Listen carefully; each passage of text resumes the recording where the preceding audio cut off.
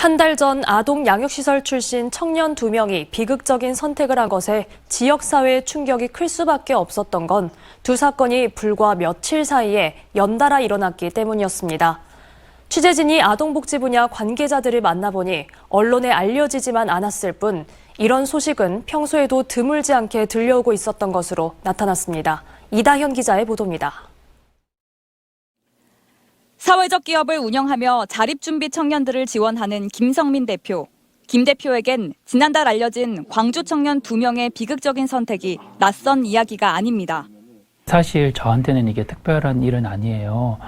보통 일주일에 1명이나 2명 정도 삶을 포기하거나 삶을 포기하기를 시도하는 친구들이 연락이 오거든요. 심각성은 통계에서도 나타납니다. 한 조사에서 보호 종료가 예정인 아동 가운데 약 42%가 죽고 싶다고 생각한 적이 있다고 응답했고, 보호가 끝난 자립준비 청년 중에선 절반이 같은 답을 했습니다. 전체 청년을 대상으로 이루어진 또 다른 조사에서 19세에서 29세 청년 가운데 18% 정도만 비슷한 답변을 한 것과 비교하면 훨씬 높은 수치인 겁니다. 더 큰 문제는 자립준비 청년 가운데 연락 두절 상태가 약 20%에 이른다는 겁니다. 실상은 더 심각할 수 있다는 겁니다. 주된 원인으로 경제적 어려움이 꼽힙니다. 목돈은 제한적인데 설상가상으로 홀로 서기를 시작하자마자 빚부터 졌다는 이야기도 쉽게 들려옵니다. 아동 양육시설 출신이라는 점을 노린 사람들에게 이용당한 경우입니다. 막 퇴소하면 이제 좀 고아들 이용해서 사기치는 사람들이 많아요. 그래가지고 그런 걸로 사기를 좀 당해가지고 제가 제일 힘든 건 빚이죠. 빚이 사람을 죽인다는 걸 항상 발목을 잡죠, 빚이.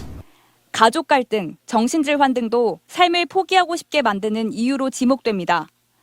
보호 대상인 아동들이 건강한 성인으로 성장하기 위해선 지원 대책이 생애 주기별로 마련돼야 한다는 주장이 나옵니다.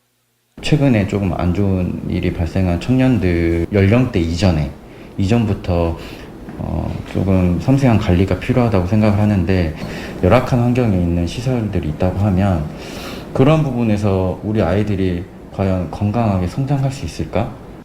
아동 양육시설 출신 청년들의 잇따른 죽음이 알려진 이후 광주시는 자립준비청년 지원 체계를 보다 강화하기로 했습니다.